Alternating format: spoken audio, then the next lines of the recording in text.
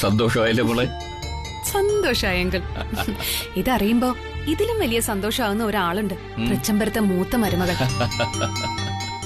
ഇതോടെ എല്ലാ പ്രശ്നങ്ങൾക്കും പരിഹാരമാവുമെന്ന് എന്റെ മനസ്സ് പറയുന്നു. അല്ല, നീ ഇന്ന് കമ്പനി പോകുന്നില്ലേ? പോണം. കുടുംബകാര്യം കഴിഞ്ഞിട്ടല്ലേ എങ്കിലെ കമ്പനി കാര്യം. കറക്റ്റ്. എന്നാലേ ഇനി ഒരു ചൂട് കോഫി ആയാലോ? ഞാൻ കൊണ്ടുവരാങ്കിലെ. ആയിക്കോട്ടെ, വാ.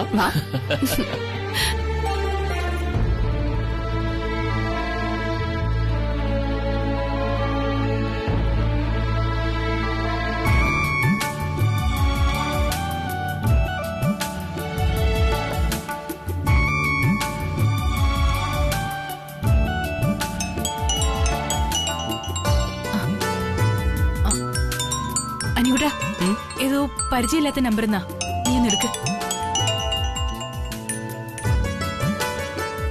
ഹലോ. തൃച്ചംബരത്തെത്തിയോ? അവിടെ നേരെ വന്നാ മതി. ശരി ശരി. എന്താ? സ്കൂട്ടറായിട്ട് അയാളിങ്ങ് എത്തി. പൈസ എടുക്ക ചേച്ചി. പൈസയൊക്കെ ഞാൻ റെഡിയാക്കി വെച്ചിട്ടുണ്ട്.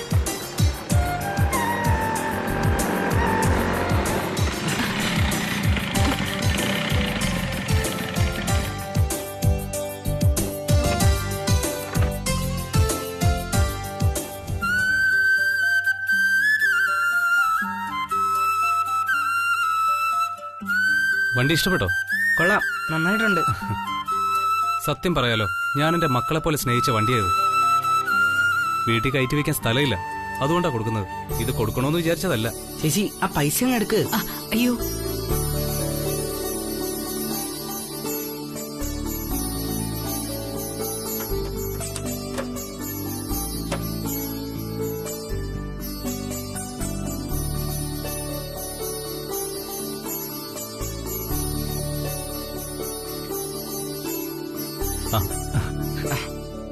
കിഴക്കോട്ട് നിന്ന് താമോനെ.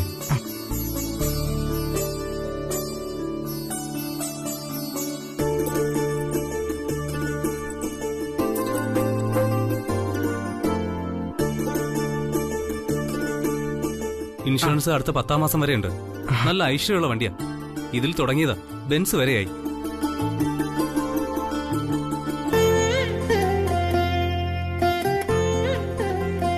ശരി, ഡ്രൈവർ കാറുമായി പുറത്തു വെയിറ്റ് ചെയ്യുന്നു. ഞാൻ ചെല്ലട്ടെ? ചേട്ടാ, ഇതൊന്ന് അങ്ങോട്ട് മാറ്റി വയ്ക്കാവോ? ശരി.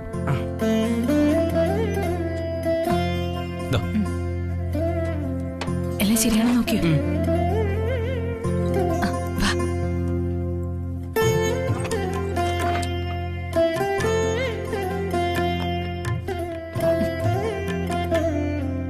വാ.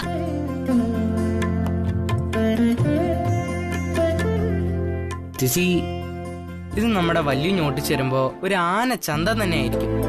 ആണോടാ? വലിയതിനെ ഇഷ്ടപ്പെടുവോ? പിന്നെ സൂപ്പർ വണ്ടിയല്ലേ? ഓഹ്, ആ പൂച്ച എല്ലാം തട്ടിയിട്ടിട്ടുണ്ടാവും.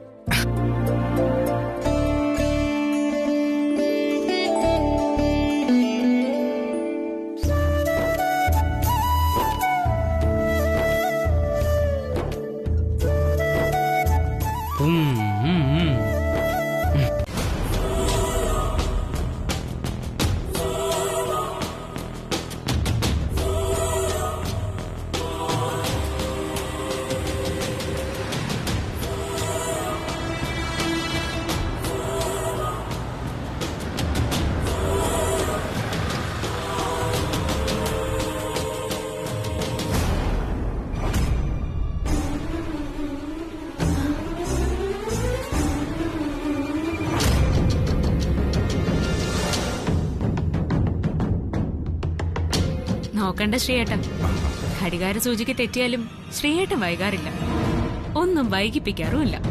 ട്രാഫിക് ബ്ലോക്ക് ഉണ്ടാവുമെന്ന് ഞാനൊന്ന് സംശയിച്ചു. ബ്ലോക്ക് ഉണ്ട്, പക്ഷേ അത് ട്രാഫിക് ബ്ലോക്ക് അല്ല. തൃച്ചംബരത്ത് അമ്മയും മകനും തമ്മിലുള്ള രക്തബന്ധത്തിലാണ് ബ്ലോക്ക്. അത് സൃഷ്ടിച്ച ശ്രീയേട്ടന് സമർത്ഥൻ.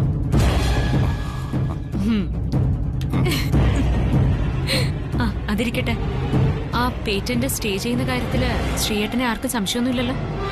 ഇതുവരെ ഇല്ല. എന്നാൽ ഇനി അത് ഉണ്ടാവില്ലെന്ന് തീർച്ചപ്പെടുത്താനും ആവില്ല. അരവിന്ദന് എന്നെ സംശയമുണ്ട്. ഏയ്, അവൻ വെറും പാഴ്.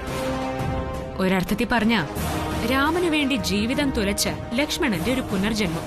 പ്രിയങ്കയുടെ ഉപമ പൂർണ്ണമായും ശരിയാണ്. രാമനിപ്പോ വനവാസകാലമല്ലേ? സ്റ്റേ വെക്കേറ്റ് ചെയ്തതാ പുതിയ വാർത്ത അല്ലേ ശ്രീയേട്ടാ? അതെ. അഖിലാണ്ടേശ്വരി ഇക്കാര്യത്തിൽ ഒരു മൃദുസമീപനം എടുത്തില്ലായിരുന്നുവെങ്കിൽ ആ സ്റ്റേ ഒരിക്കലും വെക്കേറ്റ് ചെയ്യാനാവില്ലായിരുന്നു. അത് സത്യം. പക്ഷേ കല്യാണിയുടെ പേരിലുള്ള ആ പേറ്റന്റ് കൊണ്ട് ആനന്ദിന് ഒരു ഗുണവും ഉണ്ടാവാൻ പോകുന്നില്ല. അതിനുള്ള മുതൽ മുടക്ക് ഇന്ന് ആനന്ദിന്റെ കയ്യിലില്ല. പനി വന്നാൽ 10 രൂപയുടെ ടാബ്ലറ്റ് വാങ്ങാൻ പോലും കാശില്ലാത്ത അവസ്ഥയാ ഇന്ന് ആനന്ദിന്. അങ്ങനെയൊന്നും ചിരിച്ചു തള്ളണ്ട. ബ്രാൻഡ് അംബാസിഡർ ആയതിന്റെ കോടികളുണ്ട് ഇന്നും ആ അടുക്കളക്കാരിയുടെ അക്കൗണ്ട്. അതും മറക്കണ്ട. ഉണ്ടായിക്കോട്ടെ, അത് അവിടെ കിടക്കേ ഉള്ളൂ. അഖിലേക്കാൾ അഭിമാനിയാണ് ആനന്ദ്. കല്യാണിയുടെ ആ സമ്പാദ്യം എടുത്ത് ആനന്ദ് ബിസിനസ് ചെയ്യില്ല. മാത്രമല്ല ആ ക്യാഷിൽ തൃച്ചംബരത്തിന്റെ അഡ്രസ് പതിഞ്ഞു കിടപ്പുണ്ട്. Yes, that's right. ആ, അതാണ് ഏക ആശ്വാസം. ആനന്ദ് ഇപ്പോ ഒരു ചെറിയ കമ്പനിയിൽ ജോലിക്ക് പോകാൻ തുടങ്ങി. അറിഞ്ഞു ശ്രീയേട്ട. മുതലാളി തൊഴിലാളിയായി, കൂലിപ്പണിക്കാരൻ.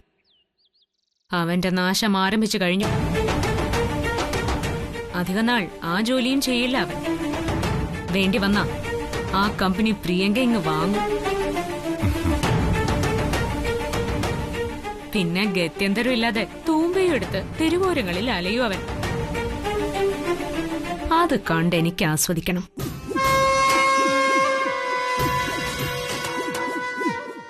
ശ്രീയേട്ടാ, ഒരുപാട് മെറിറ്റ് സർട്ടിഫിക്കറ്റിലൂടെ പഠിച്ചു വന്നവൻ ആനന്ദ്. ആ കൂട്ടത്തില് അവൻ ഈ പേറ്റന്റിന്റെ പേപ്പർ കൂടി അങ്ങ് വെച്ചോട്ടെ. അതുകൊണ്ട് ഇനി യാതൊരു പ്രയോജനവും ഉണ്ടാവാൻ പോകുന്നില്ല.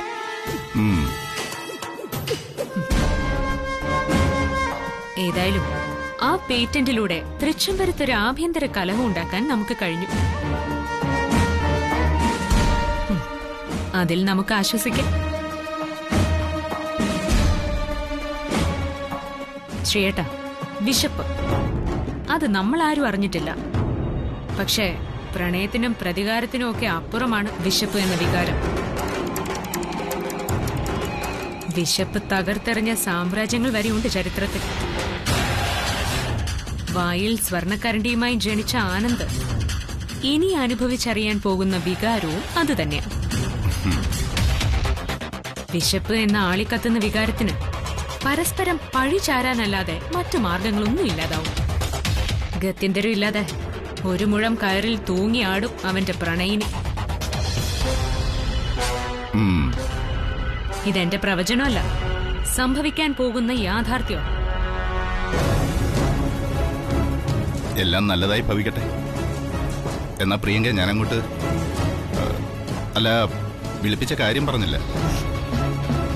ഒന്നുമില്ല ശ്രീയേട്ടാ, ഒരു ഓർമ്മപ്പെടുത്തൽ. ഇതാണ് ആ അവസരം.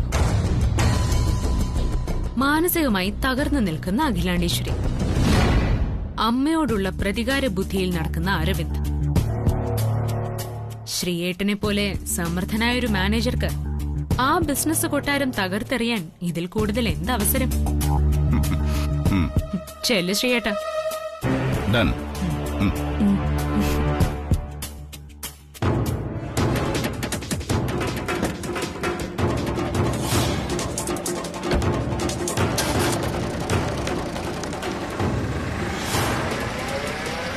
ഗംഗേ, മനസ്സിനെന്തോ ഒരു സുഖം.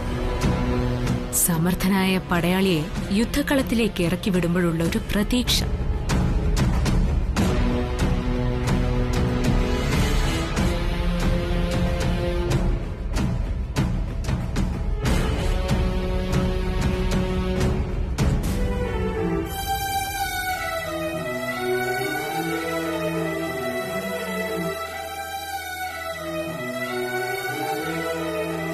കല്യാണി, നിക്ക് നിക്ക്.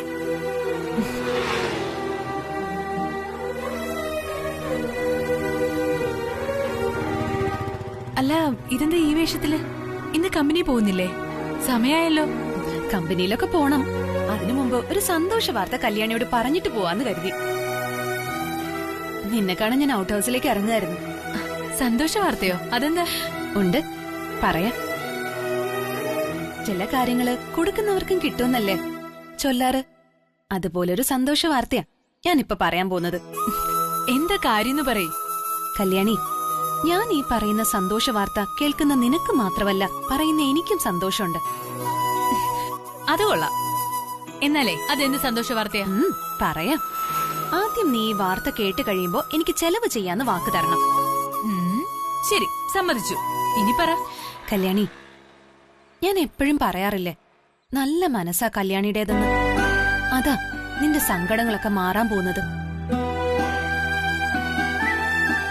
കല്യാണി, കാലം മായ്ക്കാത്ത മുറിവുകളില്ലെന്ന് കേട്ടിട്ടില്ല. ഇവിടെ അതുപോലെ കാലം കഥ മാറ്റി എഴുതുക. ഇന്ന് തൃച്ചംബരത്ത് ഗുരുജി വന്നിരുന്നു.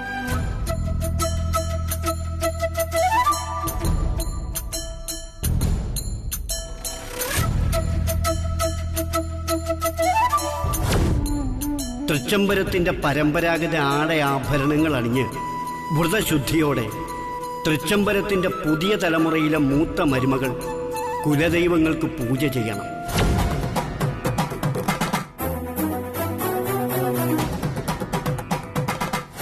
മൂത്ത മരുമകളുടെ പൂജ ആരംഭിക്കുന്നതോടെ കുലദൈവങ്ങൾ തൃപ്തിപ്പെടും, കാരണവന്മാർ പ്രസാദിക്കും. അതോടെ ഇവിടെ സംഭവിച്ചുകൊണ്ടിരിക്കുന്ന കാലദോഷങ്ങളൊക്കെ മാറിക്കിട്ടും.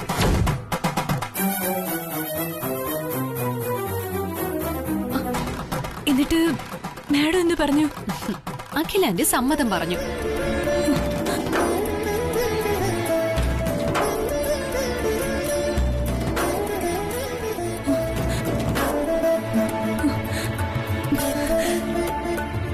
സത്യാണോ? സത്യം. എന്റെ ദേവി, എനിക്ക് വിശ്വസിക്കാൻ പറ്റുന്നില്ല. ഞാൻ പറഞ്ഞിട്ടില്ലേ കല്യാണി, അഖിലാന്റിക്ക് ഒരുപാട് കാലമൊന്നും ആനന്ദിനെ മാറ്റി നിർത്താൻ കഴിയില്ലെന്ന്. ആനന്ദ് താലി കെട്ടിയ പെണ്ണിനെ അഖിലാന്റി അംഗീകരിച്ചേ പറ്റൂ. സന്തോഷായില്ലേ നിനക്ക്? കണ്ണു നിറഞ്ഞു. ഇങ്ങനൊരു കല്യാണി. സന്തോഷം വന്നാലും സങ്കടം വന്നാലും കണ്ണു നിറയോ? ഇനി ഈ കണ്ണു നിറയല്ല വേണ്ടത്. പകരം സന്തോഷം കൊണ്ട് ഈ കണ്ണുകളിൽ 100,000 പനിനീർ പൂക്കൾ വിടർന്ന് പരിലസിച്ചു നിൽക്കണം. അയ്യോ ഞാൻ ഈ മൂത്ത മരുമകളുടെ കണ്ണും നോക്കി നിന്ന് സാഹിത്യം പറഞ്ഞാലേ എന്റെ കമ്പനി പോക്ക് മുടങ്ങും. പോട്ടെ കല്യാണി. ആ കല്യാണി, നീയേ തൃച്ചംബരത്തേക്ക് മാറ്റാനുള്ള സാധനങ്ങളൊക്കെ അടുക്കി തുടങ്ങിക്കും.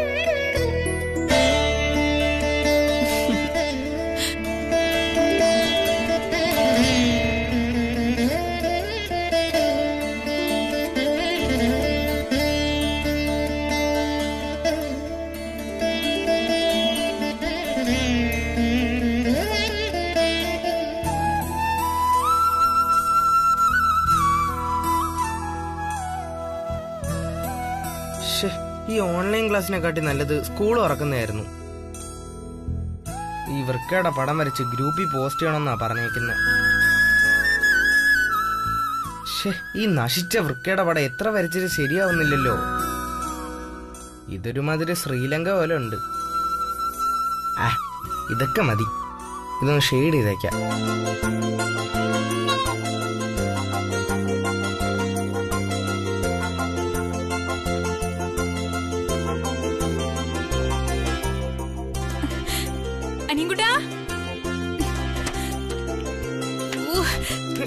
അയ്യോ ചേച്ചി, എന്റെ വൃക്ക ഇത് എത്ര നേരം കഷ്ടപ്പെട്ട് വരച്ചാണെന്ന് അറിയോ? ഇനി ഞാൻ ഈ ഫോട്ടോ എങ്ങനെ ഗ്രൂപ്പിൽ പോസ്റ്റ് ചെയ്യും? എന്താ ചേച്ചി കാണിച്ചത്? ചേച്ചിക്ക് എന്താ ഭ്രാന്ത് പിടിച്ചോ? സന്തോഷം കൊണ്ടേ നിന്റെ ചേച്ചിക്ക് ഭ്രാന്ത് പിടിച്ചു. ഇവിടെ ഇരിക്കേ അനികുട്ടാ. ഇന്ന് തൃച്ചംബരത്ത് ഗുരുജി വന്നിരുന്നു. ഗുരുജി പറഞ്ഞെന്താന്നറിയോ? തൃച്ചംബരത്ത് ദോഷം മാറണമെങ്കിൽ മൂത്ത മരുമകള് പൂജ ചെയ്യണമെന്ന്. എടാ സത്യവാ, അതും പരമ്പരാഗത ആഭരണങ്ങളൊക്കെ അണിഞ്ഞ്.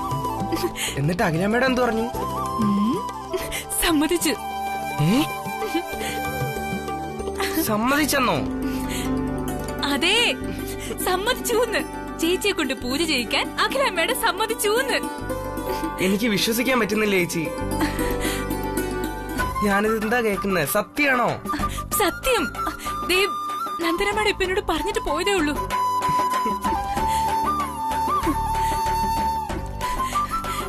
നിന്റെ ചേച്ചിയെ തൃച്ചംബരത്തെ അഖിലാണ്ടേശ്വരി മരുമകളായിട്ട് അംഗീകരിക്കാൻ പോകുന്നു.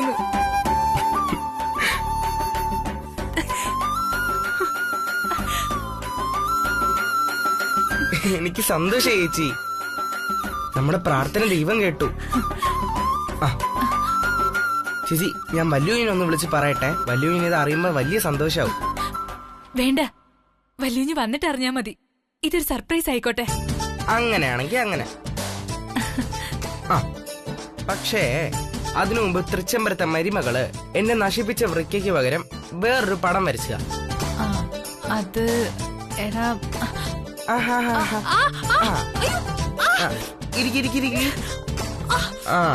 പിടിക്ക്.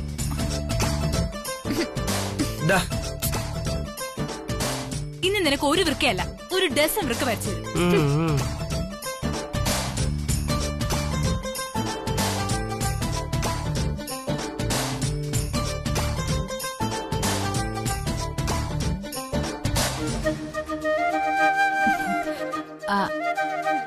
അനിയൻകുട്ടാ, ഇന്ന് ചേച്ചിക്ക് ഒരിക്കലാ.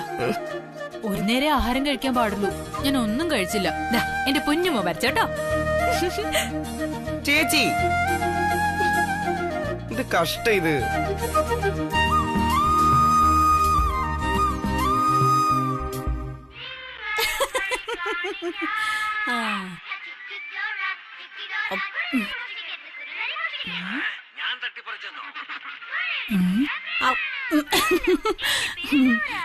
ഈ ഡോറെ കൊണ്ട് വയ്യ.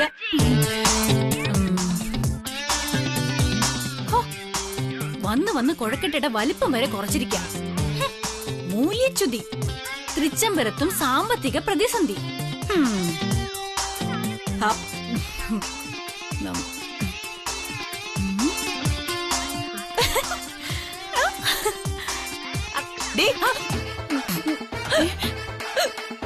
അയ്യോ, എന്ത് പറ്റിയെന്ന്? എന്ത് പറ്റി നിനക്ക്?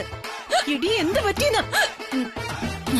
അയ്യോ ജയന്തി, അയ്യോ, ഇപ്പൊ കൊഴക്കട്ട വിഴുങ്ങി ആത്മഹത്യ ചെയ്ത ഇന്ത്യയിലെ ആദ്യത്തെ വനിതാന്നുള്ള റെക്കോർഡ് ഇപ്പൊ എനിക്ക് കിട്ടിയാനെ. അയ്യോ അയ്യോ, ഇതെവിടുന്നാടി ഈ കൊഴുക്കട്ട? അയ്യോ, കണ്ടുപിടിച്ച്. ഇത്ര സാധനങ്ങളൊന്നും തൃച്ചംബരത്ത് ഉണ്ടാക്കാറില്ലല്ലോ. നീ ഇത് വീട്ടിൽ നിന്ന് കൊണ്ടുവന്നതാ? അയ്യോ അല്ല ആന്റി, ഇപ്പോഴേ രാവിലെ തൊട്ട് എനിക്ക് ഭയങ്കര വിശപ്പാ. അതുകൊണ്ടേ ഞാൻ കിച്ചണിൽ ചെന്ന് സുജാതയോട് പറഞ്ഞ് ചെയ്യിപ്പിച്ചതാ. ഇതങ്ങോട്ട് 10-12 കഴിച്ചിട്ട് അതിന്റെ കൂടെ ഒരു പാത്രം വെള്ളവും കൂടെ കുടിച്ച് കഴിക്കാം. പിന്നെ ഒരു 2 മണിക്കൂറത്തേക്ക് എനിക്ക് വിശക്കേ ഇല്ല. വയറ്റിലൊരു തണുപ്പാ, ഒരു ആശ്വാസമാ. ഓ,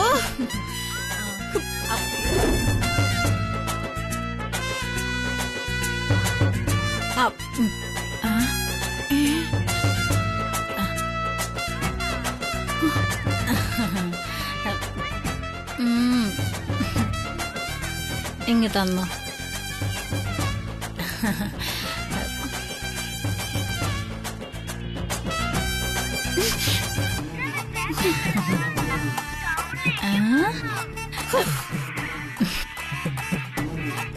ഇതെന്താടി? ഇത് ഡോറ പൂജയുടെ കാർട്ടൂൺ, അറിഞ്ഞൂടെ ആന്റി? കാലൊടിഞ്ഞു കിടക്കുന്ന എന്റെ അമ്മയെ കുറിച്ച് ആലോചിക്കുമ്പോ ഞാൻ ഈ ഡോറ പൂജ കാണും. ഒടിഞ്ഞ കാലിൽ തറയെ കുത്തുമ്പോ അമ്മയ്ക്ക് ഇതേ ശബ്ദമാ.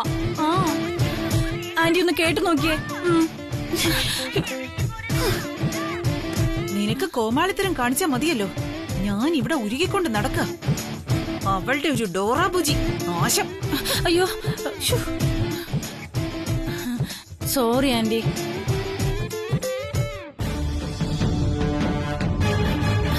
ആന്റി, ആന്റി, എന്താ? ഞാൻ ടെറസിൽ നിൽക്കുമ്പോഴേ ആ കിളവൻ കുരിശ് വരുന്ന കണ്ടായിരുന്നല്ലോ. ഇയാളുടെ വിവരക്കേട് കേക്കണ്ടെന്ന് കരുതിയാ ഞാൻ ഹാളിലേക്ക് വരാതിരുന്നു. അയാൾ എന്തിനാ ആന്റി വന്നത്? അതോ ഈ നാട് മുഴുവൻ ചെയ്തു കൂട്ടിയ പൂജകളൊന്നും പോരാ, ഇനി അവളെ ആനയിച്ചു കൊണ്ടൊന്ന് പൂജ നടത്തണോത്രേ. തവള പൂജയോ? എടീ, ആ കല്യാണിയെ ആനയിച്ചു കൊണ്ടുവന്ന് പൂജ നടത്തണോന്ന്. മൂത്ത മരുമകളെ കൊണ്ടുള്ള പൂജ. എന്താ ആന്റി ഞാൻ ഈ കേക്കണേ? കല്യാണിയെ കൊണ്ടുവന്ന് പൂജ നടത്തണമെന്നോ? ആ അതെ, എന്നാലേ തൃച്ചംബരത്ത് അടിക്കടി ഉണ്ടായിക്കൊണ്ടിരിക്കുന്ന ഈ ദോഷങ്ങളൊക്കെ മാറുള്ളൂന്ന്. ആന്റി, ഇത് അവരെല്ലാരും കൂടെ പ്ലാൻ ചെയ്ത് ഗുരുജിയെ കൊണ്ട് പറയിപ്പിച്ചതാണെങ്കിലോ?